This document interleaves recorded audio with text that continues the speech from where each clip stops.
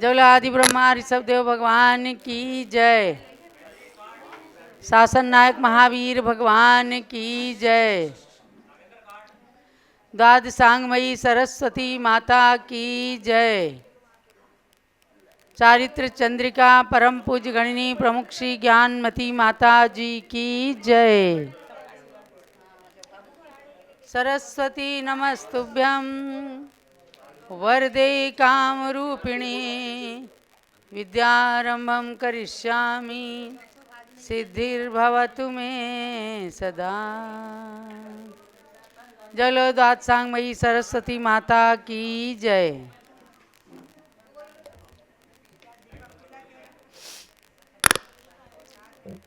प्रवचन निर्देशिका ग्रंथ सामने है। सभी स्वाध्यायी भाई बहन पारस चैनल एवं जूम चैनल पर उपस्थित हैं।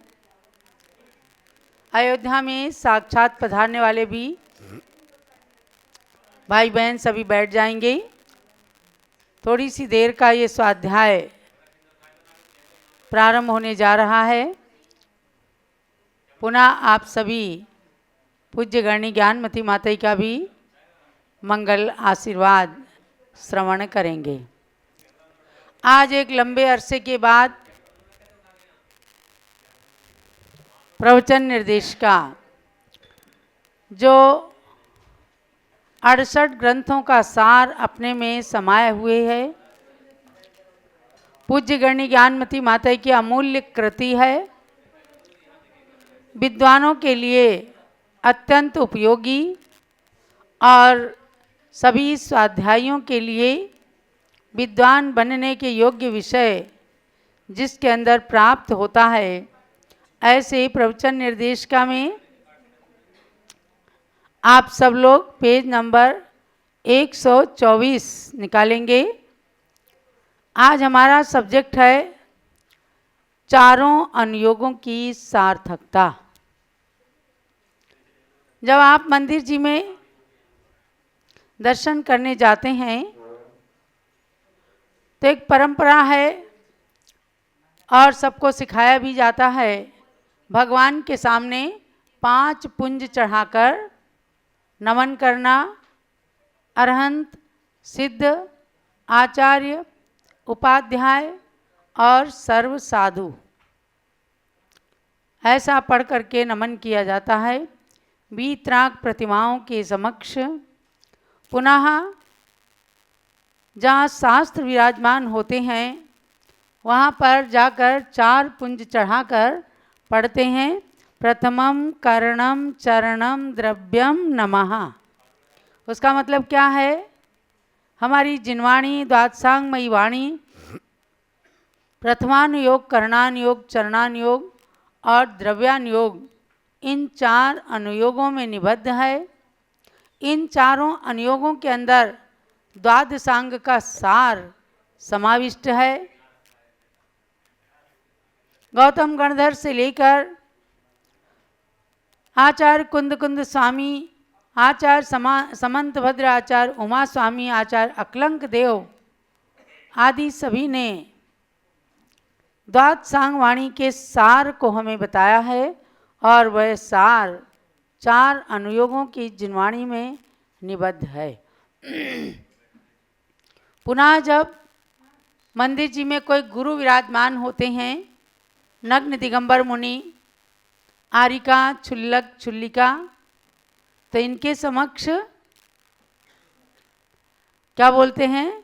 3 पुंज चढ़ाते हैं और सम्यक दर्शन, सम्यक ज्ञान, सम्यक चारित्रेभ्यो नमः इसलिए बोलते हैं कि वे रत्नत्रय के पद को स्वीकार किए हुए हैं, उस पर चलने वाले पथिक हैं और उनके चरणों में नमन करके हम रत्नत्रय के पद का अनुसरण करने की भावना रखते हैं।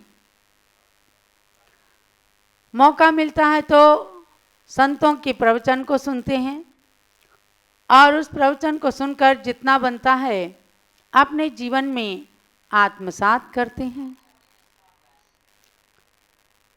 आज यही बात हम इस प्रवचन निर्देशिका के माध्यम से आपको बताने जा रहे हैं कि गुरुमुख से जिन लोगों ने इसे पढ़ा विद्वान बन गए और आज भी विद्वान इसका मूल्यांकन करते हैं कि गणनी ज्ञानमती माता ने जो हमें सन 1978 में प्रशिक्षण शिविर के अंदर प्रवचन निर्देश का ग्रंथ का अध्ययन कराया, हम उनके चिर ऋणी हैं और हमें विद्वान भी बनाया, हमें आगे मोक्ष मार्ग में चलने के लिए अग्रसर भी किया। आपने इस प्रवचन निर्देशिका के अंदर वक्ता के गुण, सम्यक दर्शन के कारण और सम्यक दर्शन के विषय को पढ़कर थोड़ा सा व्यवहार और निश्चय नय की बातों को जाना है। इसमें निमित्त उपादान का भी कथन है और ये हमारा छठा चैप्टर है, चारों अनुयोगों की सार्थकता। इसे बहुत ही ध्यानपूर्वक सुनेंगे। द्वादशांग श्रुतं भाव श्रुतं चाप्युपलब्धये चतुरनुयोगाब्धौ मे निश मंतो वगायताम।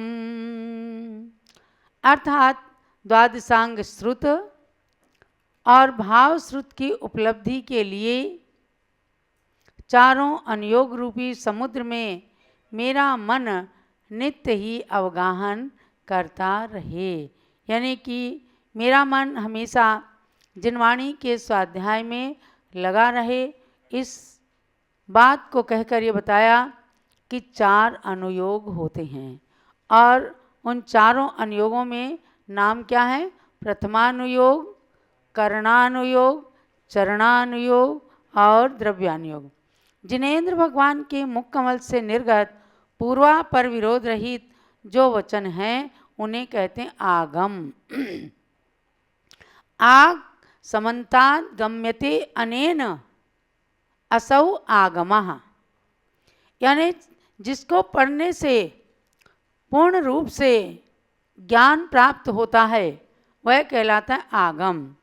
उसके ही प्रथमानुयोग, करणानुयोग, चरणानुयोग और द्रव्यानुयोग ये चार भेद हैं। इन चारों अनुयोगों को चार वेद भी कहते हैं। ये चारों ही अनुयोग सम्यक्त की उत्पत्ति के लिए कारण हैं। सम्यक दृष्टि के सम्यक्त को मल आदि दोषों से रहित निर्दोष करने वाले हैं और उसकी रक्षा करने में भी पूर्ण सहायक हैं। ऐसे ही सम्यक ज्ञान और सम्यक चारित्र को भी प्रकट करने वाले हैं तथा इनकी वृद्धि और रक्षा करके अंत में समाधि की सिद्धि कराने वाले हैं। भाई पढ़ने का मतलब क्या है?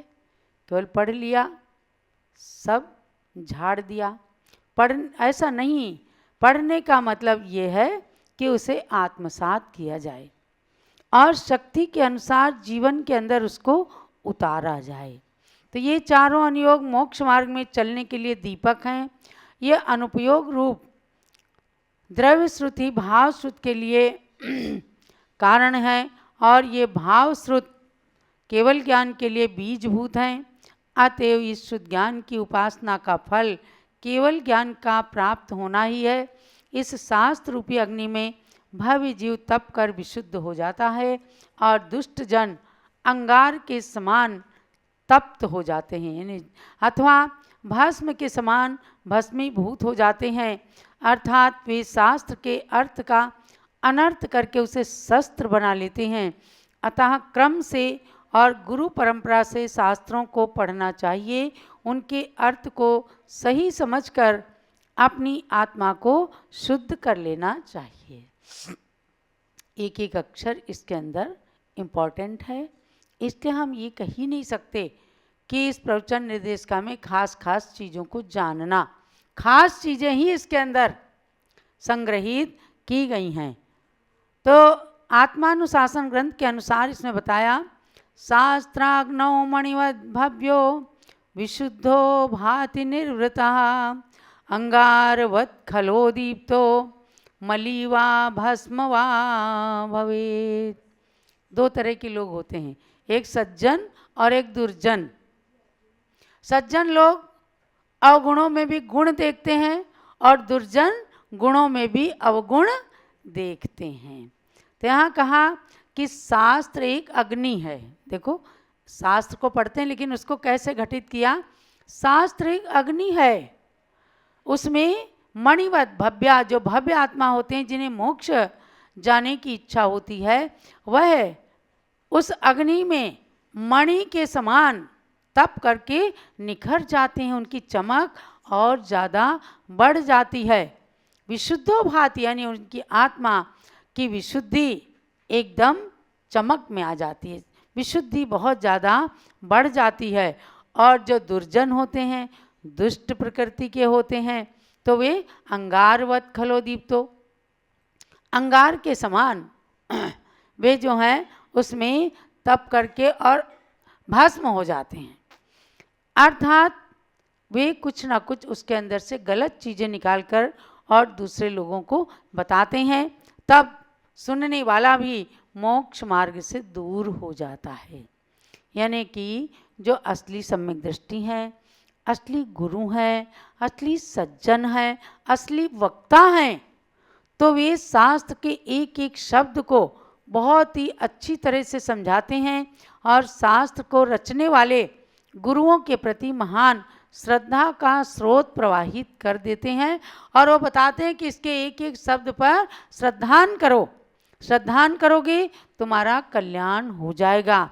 इसलिए आप ये समझना कि जिनवाणी का इनका कहना हम ज्ञान रखें लेकिन चारित्र न खो डालें। आज बहुत सारे जो निश्चयाभासी हैं, जो केवल समयसार का अध्ययन कराते हैं, करते हैं, वो बेचारे अपने स्वयं के मोक्ष मार्ग से दूर हो जाते हैं। और जिसको समयसार सुनाकर गुरुओं की संगति से दूर कर देते हैं, वे भी संसार में डूब जाते हैं। पत्थर की नाव के समान वे दुर्जन लोग या निश्चयाभासी लोग सम्यक दर्शन से अति दूर स्वयं होते हैं और लोगों को भी सम्यक दर्शन से दूर कर देते। कह देते ना, अपनी आत्मा में सब कुछ है। अरे भैया, आत्मा में सब कुछ है तो इन मंदिरों को हमारे पूर्वजों ने क्यों बनाया? आज भी साधु क्यों बनते हैं? ये इसीलिए ना कि कुंद स्वामी ने कहा है, आज अगर आप साधु बनेंगे तो आने वाले समय में शीघ्र ही मोक्ष को प्राप्त करने के अधिकारी बन जाएं। अनादिकाल से तो हम लोग संसार के अंदर मिथ्यात्व के कारण, अज्ञानता के कारण भटक रहे हैं, घूम रहे हैं, लेकिन अब अगर सच्चे गुरुओं का सानिध्य मिला है तो उनके प्रवचन को सुनकर कुछ न कुछ अच्छी बात लेना और मणि के समान, शुद्ध सोने के समान निखर जाना। अब देखो, आज चातुर्मास समापन हो रहा है, हो गया दीपावली के दिन, और 3.5 महीने तक गुरुओं के उपदेश को सुनकर अपनी समाज के अंदर बहुत बड़ा बदलाव आता है। जहाँ जिन मंदिरों के अंदर पूजा करने वाले भक्त नहीं मिलते थे, नंबर लगाने पड़ते थे, वहाँ चातुर्मास बीतते ही मंदिरों के अंदर भीड़ लग जाती है। हम पूछते हैं कि इतनी भीड़ क्यों है? तो वह हमारे यहाँ गुरु का चातुर्मास हुआ था। उन्होंने बताया कि जिनेंद्र भगवान की भक्ति, उनका नमन करना, उनकी पूजा करना, ये अपने जीवन के लिए सम्यक दर्शन का सबसे बड़ा कारण है। तो ये क्या हुआ कि समझो वे प्राणी भव्य प्राणी हैं, उनके अंदर मोक्ष जाने की शक्ति है, तभी वे गुरुओं के वचनों को सुनकर अपनी आत्मा में निखार लाते हैं। और जो बेचारे वैसे होते हैं जो गुरु के पास जाना ही नहीं चाहते, पूरा चातुर्मास बीत जाए, चाहे सालों साल बीत जाए, कोई भी गुरु आ जाए, उनके ऊपर कोई असर नहीं पड़ता।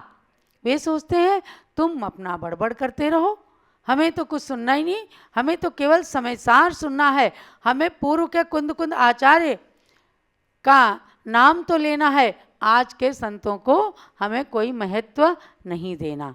तो इन सब बातों की ओर ये आपका ध्यान केंद्रित किया जा रहा है कि प्रवचन निर्देश का ग्रंथ के माध्यम से आप जानें कि हमारे जीवन में चारों अनुयोग सार्थक हैं। हर एक अनुयोग के ग्रंथों का अध्ययन करना है। संपूर्ण जिनागम द्वादशांग रूप है, इसे शब्द ब्रह्म भी कहते हैं।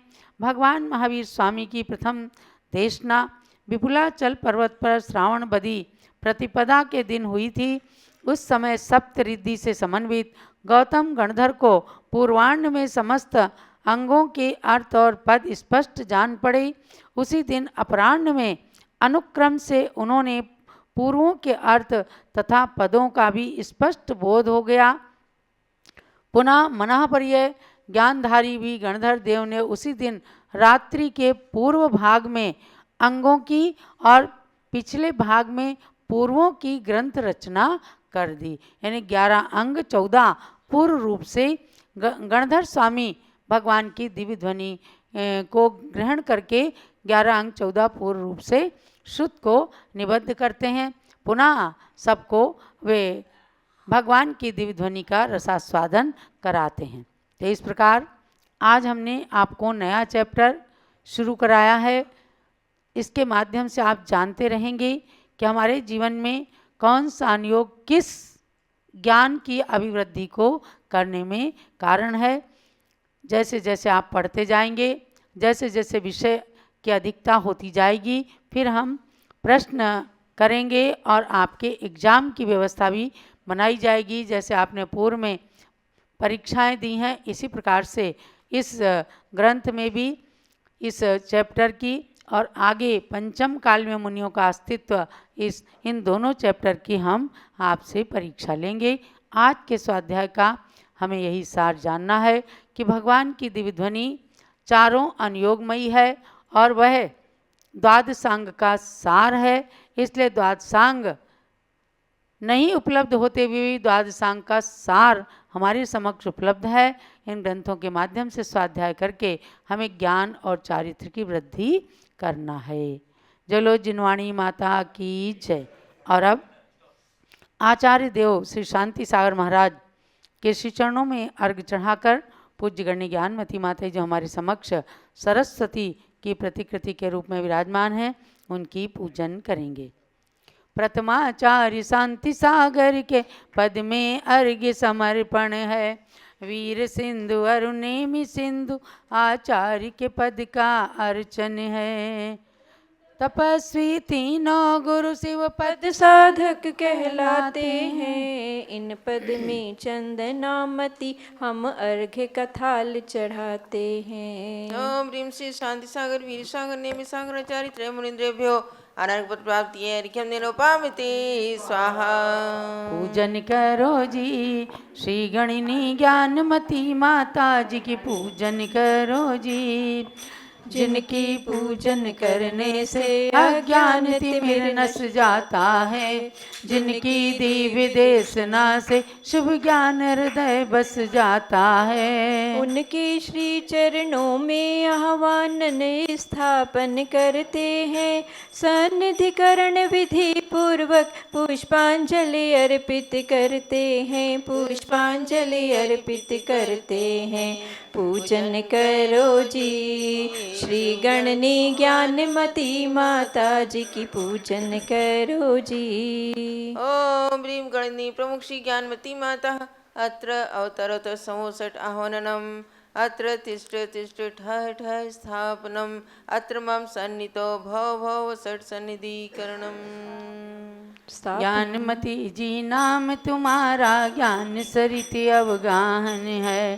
तेरी पावन प्रतिपालक का मेरा मन भी पावन है। मुझे ज्ञानी ने माँ जब से तेरी छाया पाई है। तब से दुनिया की कोई छवि मुझको लुभा न पाई है। ज्ञानामृत जल पीने हेतु तव पद में मेरा मन है। तेरी पावन प्रतिभा लख कर मेरा मन भी पावन है। ओम ह्रीं गणनी प्रमुख श्री ज्ञानवती मात्रे जलम निरूपामिति स्वाहा। चंदन और सुगंधित गंधों की वसुधा पर कमी नहीं। लेकिन तेरी ज्ञान सुगंधि से सुरभित है आज मही। उसी ज्ञान की सारव लेने को आतुर मेरा मन है। तेरी पावन प्रतिभा लख कर मेरा मन भी पावन है। ओम ह्रीं गणनि पुंसि ज्ञानमती मात्रे चंदनम निरूपमिति स्वाहा। जग के नश्वर वैभव से मैंने शाश्वत सुख था चाहा, पर तेरे उपदेशों से वैराग्य हृदय मेरे भाया। अक्षय सुख के लिए मुझे तेरा प्रवचन ही साधन है। तेरी पावन प्रतिभा लख कर मेरा मन भी पावन है। ओम ह्रीं गणनि पुंसि ज्ञानमती मात्रे अक्षतम निरूपमिति स्वाहा। कामदेव ने निज बाणों से जब युग को था ग्रसित किया, तुमने अपनी कोमल काया लघुवय में ही तपा दिया। इसीलिए तव पद में आकर शांत हुआ मेरा मन है। तेरी पावन प्रतिभा लख कर मेरा मन भी पावन है। ओम ह्रीं गणनि पुंसि ज्ञानमती मात्रे पुष्पम निरूपमिति स्वाहा। मानव सुंदर पकवानों से अपनी क्षुधा मिटाते हैं, लेकिन उनके द्वारा भी नहीं भूख मिटावे पाते हैं। आत्मा की संतृप्ति हेतु तव वाणी मेरा भोजन है। तेरी पावन प्रतिभा लख कर मेरा मन भी पावन है। ओम ह्रीं गणनि पुंसि ज्ञानमती मात्रे नैवेद्यम निरूपमिति स्वाहा। विद्युत के दीपों से जग ने ग्रह अंधेर मिटाया है, ज्ञान का दीपक लेकर तुमने अंतरंग चमकाया है। व्रत का दीपक लेकर माता हम करते तव प्रणमन है। तेरी पावन प्रतिभा लख कर मेरा मन भी पावन है। ओम ह्रीं गणनि पुंसि ज्ञानमती मात्रे दीपम निरूपमिति स्वाहा। कर्मों ने ही अब तक मुझको यह भव भ्रमण कराया है, तुमने उन कर्मों से लड़कर त्याग मार्ग अपनाया है। धूप जला कर तेरे सम्मुख हम करते तव पूजन है। तेरी पावन प्रतिभा लख कर मेरा मन भी पावन है। ओम ह्रीं गणनि पुंसि ज्ञानमती मात्रे धूपम निरूपमिति स्वाहा। कितने खट्टे मीठे फल को मैंने अब तक खाया है, तुमने माँ जनवाणी का अनमोल ज्ञान फल खाया है। तव पूजन फल ज्ञान निधि मिल जावे ये मेरा मन है। तेरी पावन प्रतिभा लख कर मेरा मन भी पावन है। ओम ह्रीं गणनि पुंसि ज्ञानमती मात्रे फलम निरूपमिति स्वाहा। पिछिक मंडल उधारी माता नमन तुम्हें हम करते हैं, अष्टद्रव्य का थाल सजा कर अर्घ समर्पण करते हैं। युग की पहली ज्ञानमती जी के चरणों में अभिवंदन है। तेरी पावन प्रतिभा लख कर मेरा मन भी पावन है। ओम ह्रीं दिव्य शक्ति भारत गौरव गणनि प्रमुख कारिका शिरोमणि श्री ज्ञानमती मात्रे अनर्वत प्राप्ति अर्घ्यम निरूपमिति स्वाहा। हे माँ तू ज्ञान गंगा की पवित्र धार है, तेरे समक्ष गंगा की लहरें बेकार हैं। उस धार की कुछ बूंदों से जलधार में करूं, वह ज्ञान नीर में हृदय के पात्र में भरूं। शांति शांति धारा स्याद्वाद अनेकांत के उद्यान में माता, बहुविध के पुष्प खिले तेरे ज्ञान में माता। कतिपय उन्हीं पुष्पों से मैं पुष्पांजलि करूं, उस ज्ञान वाटिका में ज्ञान की कली बनूं। दिव्य परिपुष्पांजलिं क्षिपे। संगीतमय जयमाला के द्वारा पूज्य माता जी की भक्ति आराधना। नाम गुरु माँ ज्ञानमती का जो भी दिल से गाएगा, अपना बेड़ा भव जल से वो निश्चित पार लगाएगा।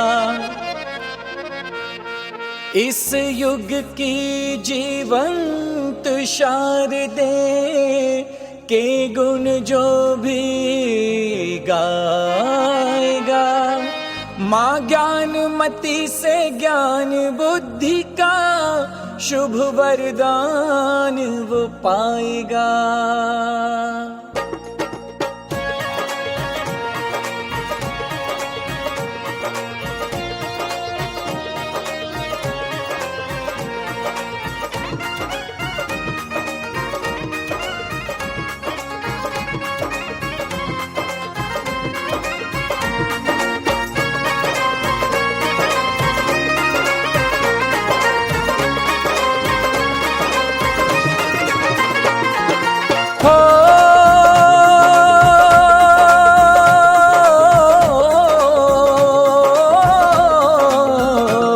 मेरी माता भोली भाली है, भक्तों के लिए कल्याणी है, तो सब भक्तों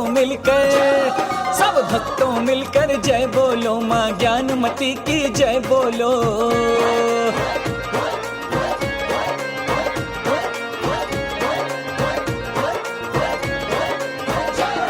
मेरी माता भोली भाली है, भक्तों के लिए कल्याणी है, तो सब भक्तों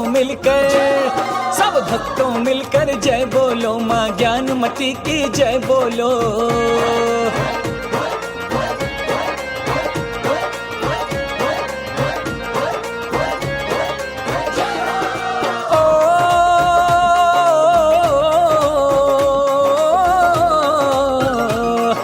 मंगल करने वाली है, सब दुख को हरने वाली है, माँ मंगल